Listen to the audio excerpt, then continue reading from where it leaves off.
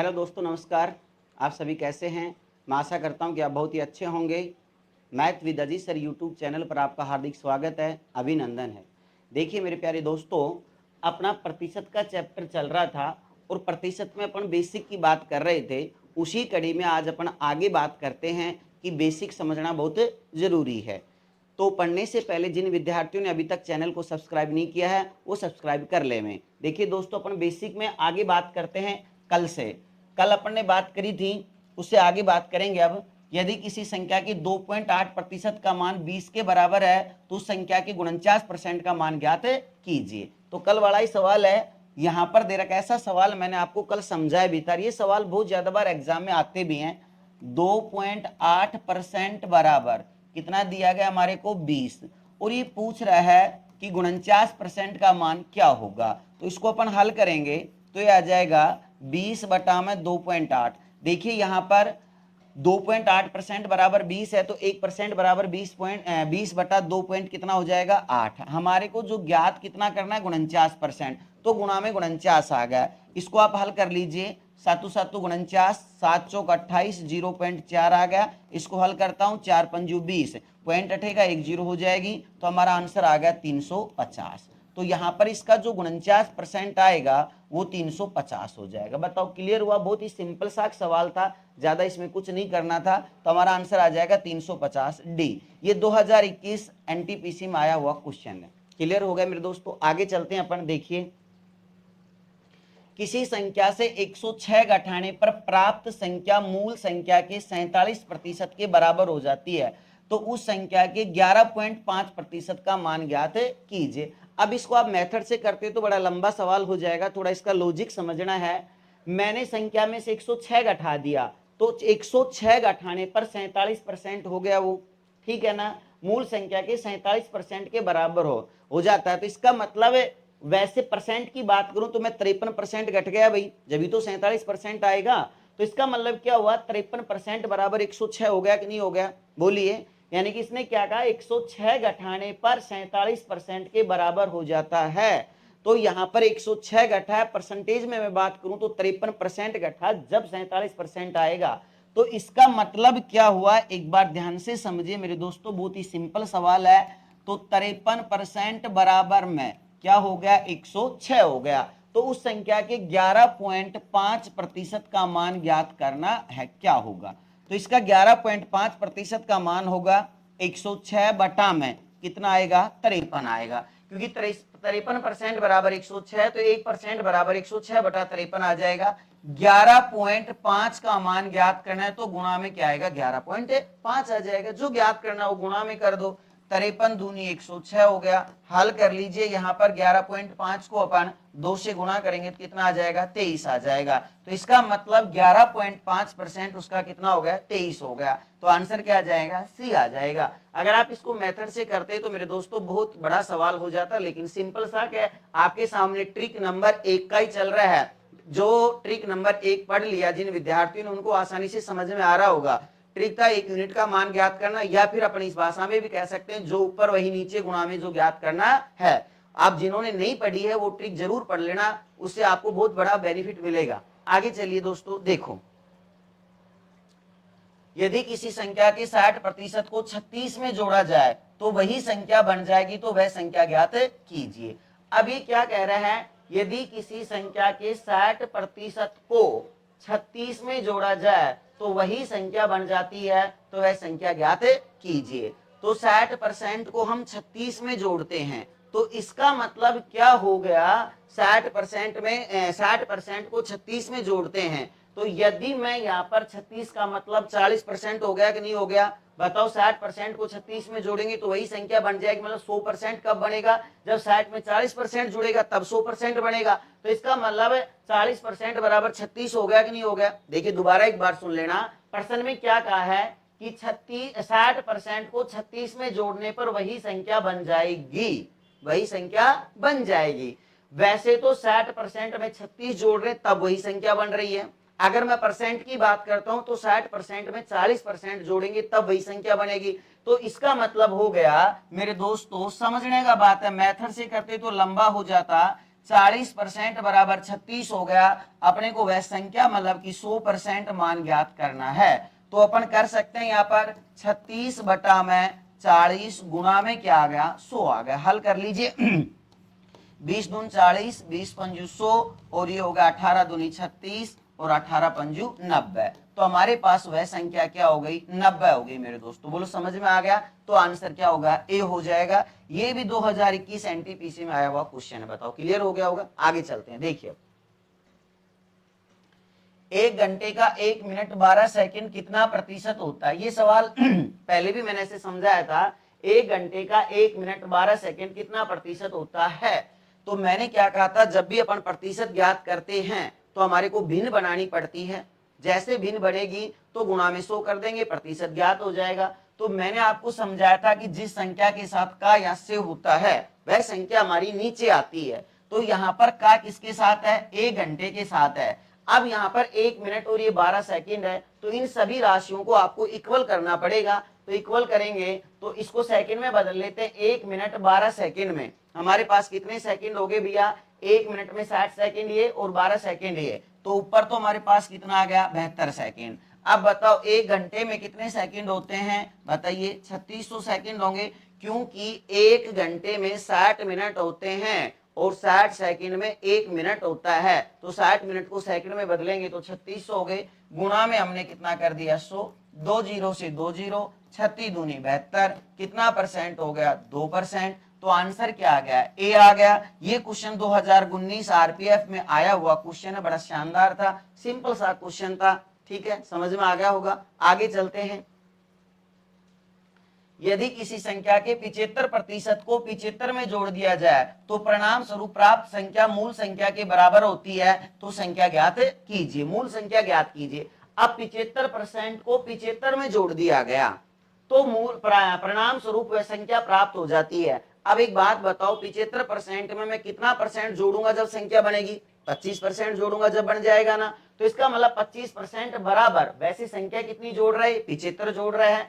तो इसका मतलब हमारे पास क्या हो गया 25% बराबर क्या हो गया 75। हमारे को ज्ञात क्या करना है 100% का मान ज्ञात करना है संख्या। तो ये आ गया 1% का मान हो गया 75 बटा 25 गुणा में कितना आ गया 100। 25 या 75, 100 को 3 से गुणा किया तो संख्या हमारे पास कितनी आ गई 300। तो आंसर आ जाएगा 300। ए आंसर आ जाएगा। समझ में आ गया होगा। बड़ा सिंपल सा क्वेश्चन है, बस आपको ट्रिक आनी चाहिए। ट्रिक जैसे आ जाती है क्वेश्चन समझ में आना चाहिए कि क्वेश्चन क्या कह रहा है और क्या पूछ रहा है। ये समझ में आ गया तो आसानी से सवाल हो सकता है। देखिए कई विद्यार्थियों को क्या प्रॉब्लम होती है कि सर आप जब पढ़ाते हो तो समझ में आ जाता है, लेकिन हम खुद जब सवाल करते हैं तो थोड़ी दिक्कत आती है। वो कारण क्या है कि हम पर्सन को नहीं समझते कि पर्सन क्या कह रहा है। अब मैंने तो कह दिया ऐसे करके वैसे कर देना उत्तर आ गया, तो आप सोच रहे हो बड़ा सिंपल है ऐसे करके वैसे कर देना। लेकिन जब करते हो कि किसका करना है, क्वेश्चन कहना क्या चाह रहा है, पहले ये समझ में आना चाहिए, उत्तर बाद की बात है। क्लियर होगी मेरी बात। पहले पर्सन को समझिए, पर्सन कहना क्या चाह रहा है, उत्तर तो अपने आप ही आ जाएगा। चलिए आगे चलते हैं। बी का ए प्रतिशत प्लस ए का बी प्रतिशत किसके बराबर है। अब देखिए इसने क्या कहा, बी का ए प्रतिशत प्लस ए का बी प्रतिशत किसके बराबर है। अब इसको हल करते हैं। बी का ए प्रतिशत है तो बी गुणा में ए प्रतिशत ए बटा में 100 प्लस ए का बी प्रतिशत है तो ए गुणा में बी बटा में क्या आ गया 100 आ गया। अब देखिए यहां पर हल करेंगे तो ए बी बटा 100 ए बी बटा 100 तो 100 हमारे लघुत्तम आ गए। तो क्या बन गया 2ab बटा में 100 हो गया। तो इसमें हमारे पास आया इसका मान 2ab बटा में 100। क्लियर।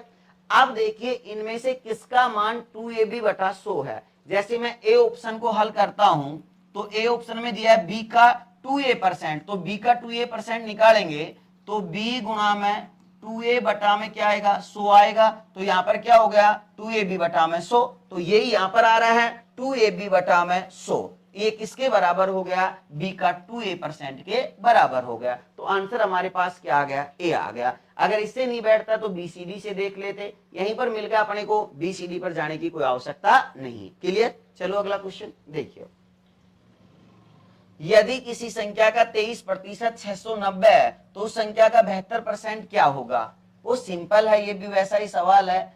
23% कितना है, 690 है। तो उस संख्या का हमारे पास 72% कितना होगा, तो इसको हल करेंगे तो 690 बटा में कितना आएगा 23, 72% ज्ञात करना है, गुणा में 72 कितना होगा 23 गुणे 73। ठीक है भाई, हल कर लीजिए इसको, 0 3 दूनी 6 7 21 कितना हो गया 2160। तो आंसर कितना आ गया हमारा, सी आ गया। क्लियर हो गया होगा। चलो अगला क्वेश्चन देखिए। यदि एक आयत की लंबाई को 25% कम कर दिया जाए तो इसकी चौड़ाई को कितना प्रतिशत बढ़ा दिया जाए कि इस आयत के क्षेत्रफल पर कोई प्रभाव नहीं पड़े। बहुत ही शानदार क्वेश्चन है, ये बेसिक ही है। अब सुनिए मेरी बात मेरे दोस्तों, सवाल क्या कह रहा है कि आयत की लंबाई को 25% कम कर दिया जाए तो इसकी चौड़ाई को कितने प्रतिशत बढ़ा दिया जाए कि उस आयत के क्षेत्रफल पर कोई प्रभाव नहीं पड़े। अब पहले क्वेश्चन समझना, बड़ा शानदार क्वेश्चन है, एग्जाम में ये क्वेश्चन इस प्रकार के बहुत ज्यादा आते हैं। क्या काम करना है, आपसे कोई भी टॉपिक का क्वेश्चन हो सकता है, ये नहीं है कि प्रतिशत का हो। जैसे प्रतिशत एक क्वेश्चन तो सेकंड मैथ का क्षेत्रफल व परिमाप की बात कर रहा हूं मैं, उसका है, लेकिन ये प्रतिशत में आ गया। कोई भी प्रश्नावली हो कैसी भी हो, जब आपसे कम देकर या अधिक पूछता है या अधिक देकर कम पूछता है, तो हम किस प्रकार से सवालों को हल करेंगे। जैसे मैंने क्या कहा, मेरी आय को 20% बढ़ा दिया गया, फिर मेरी आय को कितने परसेंट कम करे ताकि मेरी आय पहले जितनी हो जाए। समझ में आया। मैं कहता हूं कि किसी वस्तु पर 15% मूल्य बढ़ाकर अंकित कर दिया गया, अब कितने परसेंट की छूट दी जाए ताकि न लाभ और न हानि हो, पहले जितना ही मान हो जाए। क्लियर होगी मेरी बात। यानी कि प्रश्नावली चाहे कैसी भी आ जाए, कोई भी आ जाए, कम देकर आपसे अधिक पूछेगा, अधिक देकर कम पूछेगा, मतलब कि मान पिछला हो जाना चाहिए या कह दे कि उस पर कोई प्रभाव नहीं पड़े, इस प्रकार की लैंग्वेज आएगी। क्वेश्चन क्लियर हो गया। अब इसको डायरेक्ट मैं आपको ट्रिक बता देता हूं, मेथड से करते बहुत लंबा सवाल है। देखो, कम देकर अधिक या अधिक देकर क्या पूछेगा, कम। अब ये क्या, आयत की लंबाई को 25% कम कर दिया गया तो इसकी चौड़ाई को कितना प्रतिशत बढ़ा दिया जाए कि इस आयत के क्षेत्रफल कोई प्रभाव नहीं पड़े। अब इसने क्या कहा है, 25% कम किया है। क्लियर होगी मेरी बात।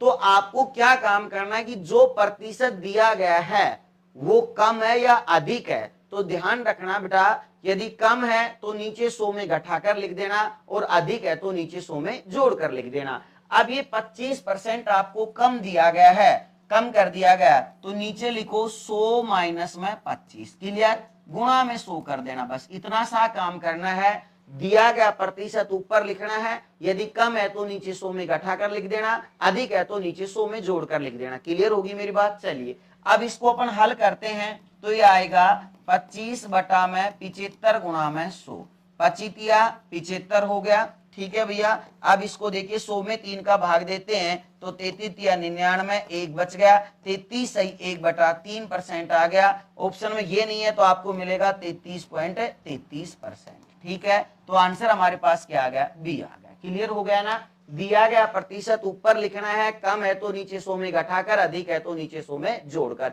प्रश्नावली कोई सी का भी सवाल हो, कम देकर अधिक या अधिक देकर कम पूछेगा आपको। क्लियर हो गया, यानी कि पहले जितना मान हो जाना चाहिए, कोई प्रभाव नहीं पड़ना चाहिए, इस प्रकार का क्वेश्चन है। चलो आगे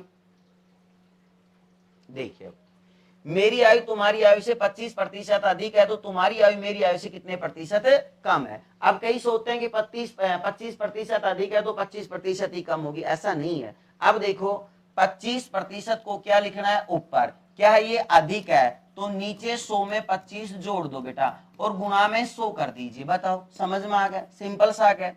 ये हो गया 25 बटा में 125 गुणा में क्या आ गया 100, 25 पंजे 125, 20 पंजू 100, कितना आ गया मान ये 20%। तो आंसर हमारे पास क्या आ जाएगा, ए आ जाएगा। बताओ, क्लियर हो गया। ठीक है, चलो अगला क्वेश्चन, वो सिंपल से क्वेश्चन है। अब देखो, राम की आय श्याम की आय से 10% कम है तो श्याम की आय राम की आय से कितने प्रतिशत अधिक है। अब ये क्या कह रहा है, 10%, तो 10 कहां गया, ऊपर आ गया। कम है तो 100 में 10 कम करो डायरेक्ट 90, गुणा में कितना आ गया 100 आ गया। हल कर लीजिए, 0 से 0, 11 9 99, सेकेंडों के हिसाब से सवाल हल कर सकते हो। 11 सही 1/9% आ गया। तो आंसर हमारे पास क्या हो गया, सी हो गया। बताओ कोई दिक्कत। चलो देखो, पेट्रोल की कीमत में 16 से 2/3% की वृद्धि होने पर एक व्यक्ति उसकी खपत में कितने प्रतिशत की कमी करे। कि उसका पेट्रोल पर खर्चा अपरिवर्तित रहे। अब देखना इधर ध्यान से, 16 से 2/3% की वृद्धि हो रहा है, तो 16 से 2/3% का मतलब 16 की 48 और 2 50/3% हो गया। तो यहां पर हम लिख सकते हैं 50/3 ऊपर हो गया। नीचे क्या आएगा, वृद्धि हो रही है तो 100 में हम 50/3 को जोड़ देते हैं। अब गुणा में क्या आएगा, 100 आएगा। क्लियर होगी मेरी बात। मैंने आपसे कहा था वृद्धि होगी तो 100 में जुड़ेगा और कमी होगी तो 100 में से घटेगा। क्लियर। अब यहाँ पर 16 से 2/3% की वृद्धि हो रही, तो 100 में 16 से 2/3% का मतलब 50/3। हल कर लीजिए इसको, तो ये आ गया 50/3 बटा में 100 300 और 50 कितना हो गया 350/3 और गुणा में क्या हो गया 100। अब देखिए यहाँ पर हल करते हैं अपन। आपको पता है ये दोनों संख्या गुणा होती है, ये दोनों संख्याएं गुणा होती हैं, तो यहां पर हमारे पास क्या आ गया 50 गुणा में क्या आएगा यहाँ पर 3 बटा में 3 गुणा में 350। दोबारा देख लेना क्या हो गया 50 गुणा में 3 आ गया और ये हमारे पास हो गया 3 गुणा में 350 और गुणा में क्या आ गया 100। हल कर लो, 3 से 3 कट गया, 0 से 0 कटी गई, 5 7 35 हो गया, तो 100 बटा में 7 700 में 7 का भाग देते हैं, 7 एकम 7 कितना बच गया हमारे पास 3 7 चौका 28, 14 सही 2 बटा में 7% हमारा आंसर आ गया। तो 14 सही 2/7% सी आंसर हो जाएगा। क्लियर हो गया। अब बताइए आज का जो टॉपिक मैंने आपको बेसिक करवाया, ये मेरे दोस्तों प्रतिशत का बेसिक था, जो आपको समझ में आ गया होगा मैं आशा करता हूं। अभी तो टॉपिक कल स्टार्ट होगा कि क्या टॉपिक है।